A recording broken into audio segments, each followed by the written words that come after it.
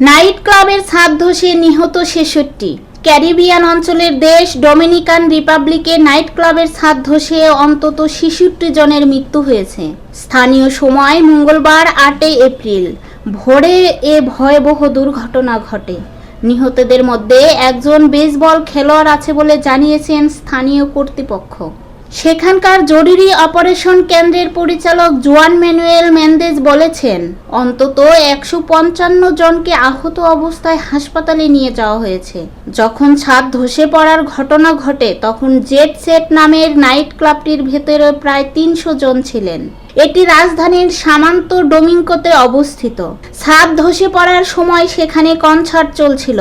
যারা নিখোঁজ আছে এখনো তাদের উদ্ধার অভিযান চলছে। যারা ওই সময়টায় ক্লাবটিতে ছিলেন তাদের পরিবারের সদস্যরা দ্রুত সময়ের মধ্যে ঘটনাস্থলে চলে আসেন।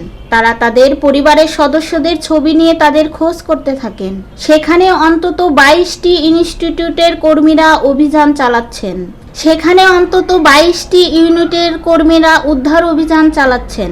নাইট ক্লাবটির ছাদ কিভাবে ধসে পড়ল সেটি এখনো জানা যায়নি। ড্রোন থেকে নেওয়া ফুটেজে দেখা গেছে ক্লাবটির ছাদের মাঝের অংশ ধসে গর্ত তৈরি হয়েছে। সেখানেই মূলত সবাই ছিলেন। এতে এত হতাহতের ঘটনা ঘটেছে। একটি ভিডিওতে দেখা গেছে একটি ব্যান্ড গান পরিবেশন করছে। ওই সময় স্টেজের কাছ থেকে একজনকে আঙ্গুল দিয়ে দেখান যে ক্লাবের পেছনে কিছু একটা পড়েছে। এর কিছুক্ষণের মধ্যেই ছাদে থাকা লাইটগুলো ধসে পড়তে থাকে। এরপর মুহূর্তের মধ্যেই পুরো ছাদটি ধসে পড়ে। ওই সময় মানুষগুলোর গঙ্গানি ও ভয়ানক চিৎকার শোনা যায়। এর কয়েক সেকেন্ড পর ভিডিওটি কালো হয়ে যায়।